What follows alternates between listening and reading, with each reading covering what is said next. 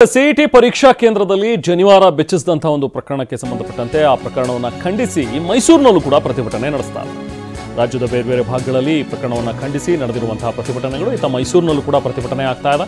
ಜಿಲ್ಲಾ ಬ್ರಾಹ್ಮಣ ವೇದಿಕೆಯಿಂದ ಮೆರವಣಿಗೆಯನ್ನ ಮಾಡಿದ್ದಾರೆ. ಬಿಜೆಪಿ ಶಾಸಕ ಶ್ರೀವತ್ಸ ಅವರ ನೇತೃತ್ವದಲ್ಲಿ ಹೋರಾಟ ನಡೆದಿದೆ. ಮೈಸೂರು ಅಗ್ರಹಾರ ವೃತ್ತದಿಂದ ಪ್ರತಿಭಟನಾ ರ್ಯಾಲಿ ನಡೆಯಿತು. ಕೃಷ್ಣರಾಜ ಪೊಲೀಸ್ ಠಾಣೆವರೆಗೂ ಕೂಡ ಪ್ರತಿಭಟನಾ ರ್ಯಾಲಿಯನ್ನ ಮಾಡಿದ್ದಾರೆ.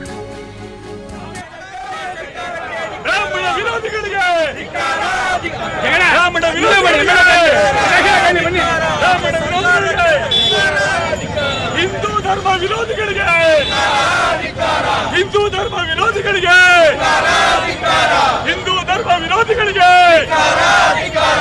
ತೆಗೆದ ಅಧಿಕಾರಿಗಳಿಗೆ ವಜಾಗೊಳಿಸಿ ವಜಾಗೊಳಿಸಿ ಬಂಧಿಸಿ ಬಂಧಿಸಿ. ಸರ್, ನನ್ನ ರೆಸಿಗ್ನೇಷನ್ ಯಾಕೆ ಸರ್? ನಾನೇ ಜಾಬ್ಸ್ ನ ಕ್ರಿಯೇಟ್ ಮಾಡಿ ಬಾಸ್ ಆಗ್ಬೇಕು ಅಂತಿದ್ದೀನಿ. ಹೇಗೆ? Boss Vala B the boss. So ಮೈಸೂರಿನಲ್ಲಿ ಪ್ರತಿಭಟನೆ ನಡೆದಿದೆ. ಕೃಷ್ಣರಾಜ ಪೊಲೀಸ್ ಠಾಣೆವರೆಗೂ ಕೂಡ ಪ್ರತಿಭಟನಾ ರ್ಯಾಲಿಯಲ್ಲಿ ಬಂದು ನಂತರ ಪೊಲೀಸರಿಗೂ ಕೂಡ ಒಂದು ಮನವಿ ಪತ್ರವನ್ನ ಸಲ್ಲಿಸಿದ್ದಾರೆ.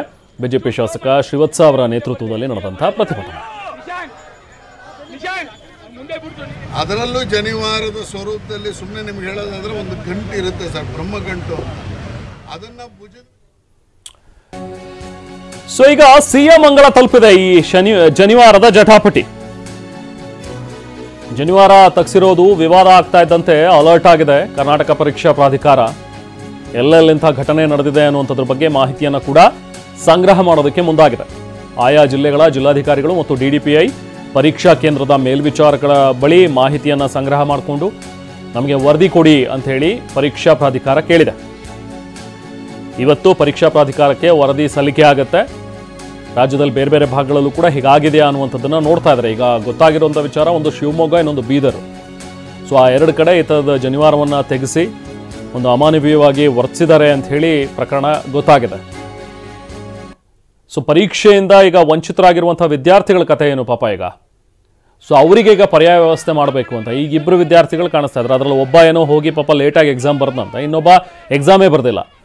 ಇನ್ನೂ ಏನಾದರೂ ರಾಜ್ಯದಲ್ಲಿ ಈ ಥರ ಬೇರೆ ಬೇರೆ ಕಡೆ ಮಕ್ಕಳಿಗೆ ತೊಂದರೆ ಆಗಿದೆ ಅನ್ನುವಂಥದ್ದನ್ನು ನೋಡ್ತಾ ಇದ್ದಾರೆ. ಅಕಸ್ಮಾತ್ ಏನಾದರೂ ಇನ್ನೂ ಹೆಚ್ಚಿನ ಜನ ಏನಾದರೂ ಇದ್ದು ಹೆಚ್ಚಿನ ಮಕ್ಕಳು ಏನಾದರೂ ಇದ್ದರೆ ಅವರಿಗೆ ಪರ್ಯಾಯವಾಗಿ ವ್ಯವಸ್ಥೆನ ಮಾಡಲೇಬೇಕು.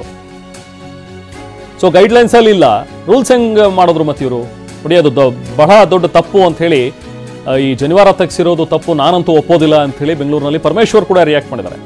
ಪರೀಕ್ಷೆ ವೇಳೆ ನಿಯಮ ಪಾಲಿಸೋದಕ್ಕೆ ಹೇಳಿರ್ತಾರೆ, ಬಟ್ ಹಿಂಗೆಲ್ಲ ಸುಮ್ಮನೆ ಏನೇನೋ ಮಾಡಿದ್ರೆ ಇದು ತಪ್ಪಾಗತ್ತೆ ಅಂಥೇಳಿ ಮಾತಾಡಿದ್ದಾರೆ. ನೋಡಿ, ಅದು ಬಹಳ ದೊಡ್ಡ ತಪ್ಪು ಅದು. ನಾನು ಕೂಡ ಅದನ್ನು ಒಪ್ಪೋದಿಲ್ಲ. ಯಾಕೆಂದರೆ ಇದೆಲ್ಲ ನಾವು ಎಕ್ಸಾಮಿನೇಷನ್ ಮಾಡುವಂಥ ಸಂದರ್ಭದಲ್ಲಿ ಅವರಿಗೇನೋ ಒಂದಿಷ್ಟು ನಿಯಮಗಳನ್ನು ಪಾಲನೆ ಮಾಡೋಕ್ಕೆ ಹೇಳಿರ್ತಾರೆ, ಇದನ್ನೆಲ್ಲ ಹೇಳಿರ್ತಾರೆ. ಅದು ಒಬ್ಬ ಇಂಡಿವಿಜುವಲ್ ಮಾಡಿರ್ತಕ್ಕಂಥದ್ದು ನೋಡಿ ಇಡೀ ಸಮಾಜಕ್ಕೆ ಅದು ಸರಿ ಕಾಣಿಸ್ತಾ ಇಲ್ಲ.